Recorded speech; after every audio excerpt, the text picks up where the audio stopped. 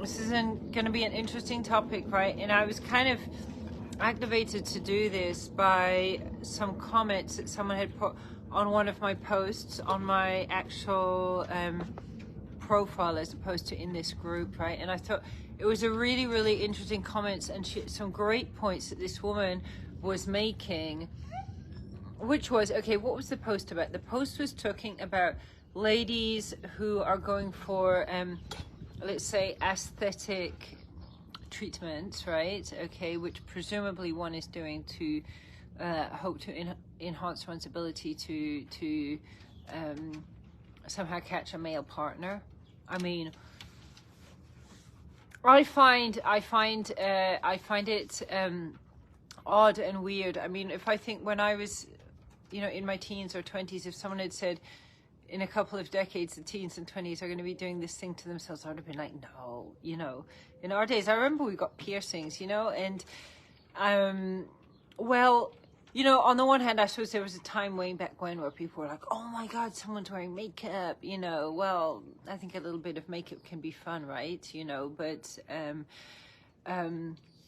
you know, it's all in a way, you know, it's all dependent on the context, and different people have different opinions.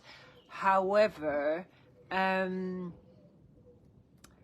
remember seeing this short video on YouTube, and it was a woman saying, look, I've spent $20,000 on new breasts, new ass, new everything in my face, and so on and so forth, and still I don't have a man, you know.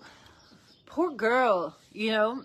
And it was kind of like that video that basically spurred me on to write this post, where I was basically saying, look, you know, if you want to attract a guy, and hey, there's nothing wrong with wanting to be attractive, there's nothing wrong with wanting to be good, there's nothing wrong with wanting to be sexy, attractive to this opposite sex, you know, I don't believe there's anything wrong with any of these things.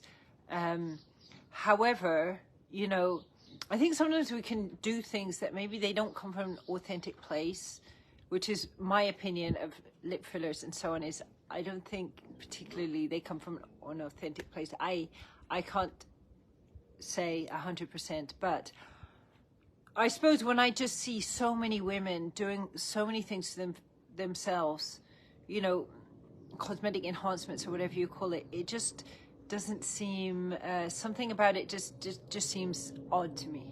Okay, you know. Now, what I was saying in the post is that men will actually find a woman who's multi-orgasmic, who's done a lot of inner work. And multi-orgasmic is not a porn thing. It's actually having a shift in your consciousness, an upgrade in your health. It's about activating your energy field so you're really full of energy and vibrant and beautiful, you know. But of course, the woman who read the post, she didn't understand that this was what being multi-orgasmic is about. She didn't see the fact it's actually about having a big shift in consciousness. It's about awakening your consciousness, almost about achieving a certain style of enlightenment, certainly about your whole body becoming much more activated. And, you know, my idea behind this is that, you know, when I do believe the sexual oppression of women, and to me, I personally find porn culture very oppressive towards women. I certainly find there's nothing wrong with going out in high heels. I have high heels, putting on a bit of makeup. I've got a little bit of lipstick on right now. Nothing wrong with certain things in and of themselves. However, when one is feeling pressured to be something that we are not authentically, and when this is in a sexual way, this is what I would call sexualization. So I was thinking about this quite a bit. What is the difference between sexy and sexualization? And I would say very much I see sexy is about one's authentic expression of oneself. You know, one might have just finished in the gym, be drenched in sweat, you know, wearing sports clothes, and one could be really sexy, you know, in that state. One could be covered in mud, huge mess, hair everywhere. Could be sexy, you know. To me, sexualization is about taking our wildness, you know, and the wildness to me is the sexiness, is very much about wildness. It's about taking our wildness and kind of like dumbing it down and making it, you know, into something that's, it's turned into a consumer product, an object to be consumed. It's being reduced to just a mere plastic, you know. I mean, everyone's Barbie, Barbie, Barbie now, you know, but it is like reducing us to a kind of a Barbie, a kind of a plastic being or a plastic entity, as opposed to us actually just being able to be our raw, true, vibrant, you know, selves, which might be, you know, sexy. It might be screaming, it might be angry, it might be afraid, it might be vulnerable. It can be like so many different things. But the point is, what we're talking about here is really like being and getting into our authentic self and being able to express something with it from within, from a real place of just feeling the energy coming out of the vagina or out of the penis and through the body, and just shining out, you know, as something really authentic and real, as opposed to a culture telling us we all gotta be like this and look like this and express like this, and feminine is this and masculine is this, and, you know, we're trying to contort ourselves into something that isn't us because we just want love, yeah, basically, you know. And I see this going on with so many women and so many men. So much confusion. Oh, my dog heard me said that and thought I was upset, you know. So much confusion about what is our true authentic nature as a human and as a sexual spiritual being. So hi and welcome to this talk. And by the way, I'd love to know, first of all, tell me, can you hear me properly? Give me a 3 in the chat if you can hear me. But in particular, I'd like to know from you, what's your idea of sexy? Can you stick it in the chat so I can see what you think sexy is? The only thing is, I'm not even sure I'm going to be able to read it, but let's have a go. It's not beer, it's kombucha, but we can pretend it's beer. So, I was just talking, for people who just arrived, I was just talking here about the difference between sexy and sexualization, which was something I've been pondering on the last few days due to some comments that a woman had written on my post. She made some really, really great points, which really got me thinking. And, you know, for me, the big difference is, the one is authentic. Being sexy is authentic. We are sexy, sexual beings. This is our authentic expression of ourselves. When we're being sexualized, it's almost like we're being stripped of our realness and of our authenticity and vulnerability, which makes us sexy. And we're being turned into something that's so, it's like plasticized.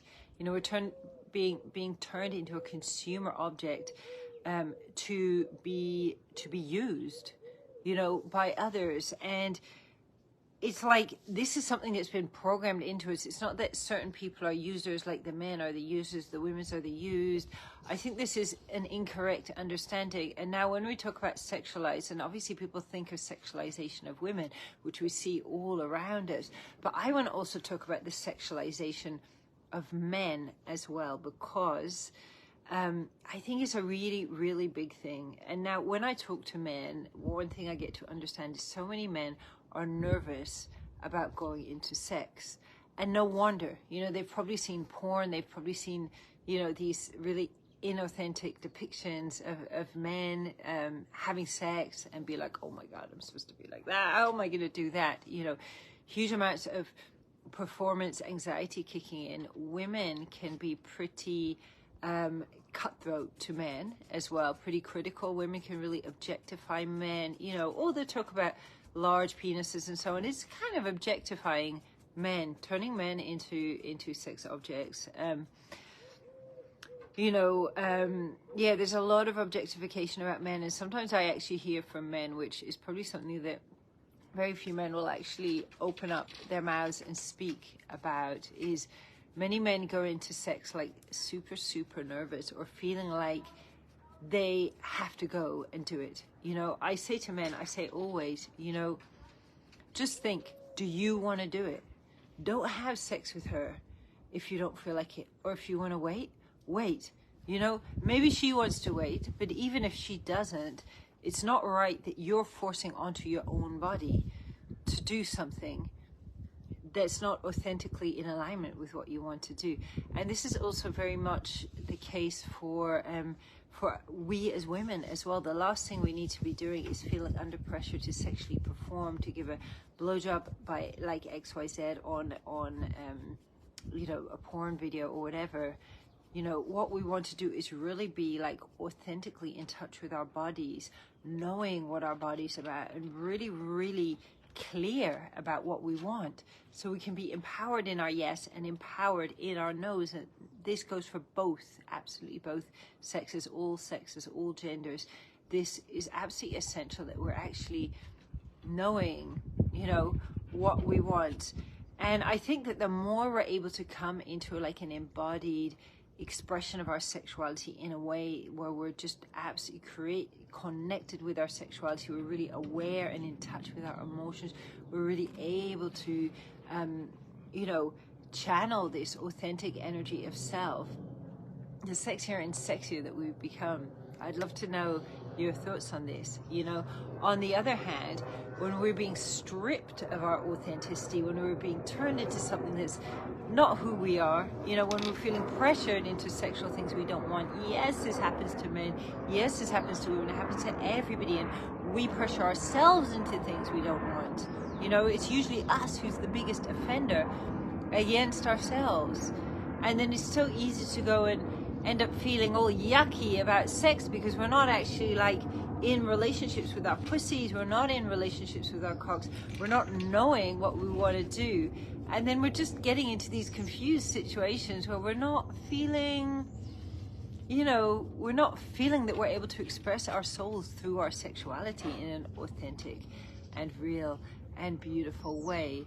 So I'd love to know if anybody watching has any questions here, and I don't know if I can see if you have or not. Sometimes they just don't come up while I'm talking, and I can only see them later. But what I want to invite you to do is just stick in the chat if you have any questions, and I'll have a look over it shortly. So I've really enjoyed this live. I think I might write a little article about it as well and stick it up. And wishing you all a blessed rest of your day. And I will be going live again on Friday evening. Take care. Bye.